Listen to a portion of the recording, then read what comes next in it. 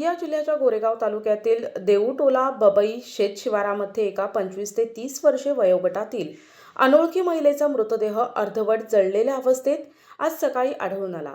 बबई येथील शेतकरी पहाटे आपल्या शेतात गेले असता महिलेचा मृतदेह जळत असताना त्यांना आढळला। शेतकऱ्यानं घटनेची माहिती गोरेगाव पोलिसांना दिल्यानंतर गोरेगाव पोलीस घटनास्थळी दाखल झाले।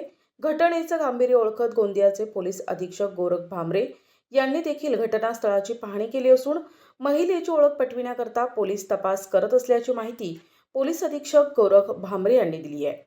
सकाळी 7 वाजता गोरेगाव पोलीस स्टेशनला रिपोर्ट केले की एक अननोन महिलेची डेड बॉडी इथे जळताना येथील शेतकऱ्यांनी पाहिले। त्यानुसार येथील DYSPने व्हिजिट केली आणि इथे असं निदर्शनास आले की एक अंदाजे 25 ते 30 महिला वर्ष वयाची आहे आणि तिची पार्शली बंट डेड बॉडी इथे मिळून आलेली आहे। तर त्याच्या अनुषंगाने आता आपण डेड बॉडीचे फोटोज वगैरे आणि घटनास्थळ पंचनामा केलेला आहे। बॉडी आता आपण पुढच्या याच्यासाठी पाठवलेली आहे हॉस्पिटलला आणि आपण चेक करत आहोत। ते आयडेंटिटी पटवायचा आता ओळख प्रयत्न करत आहोत।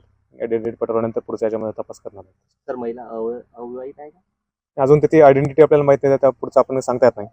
अंगावर वगैरे काय ज्वेलरी वगैरे मिळून नाही आलेली।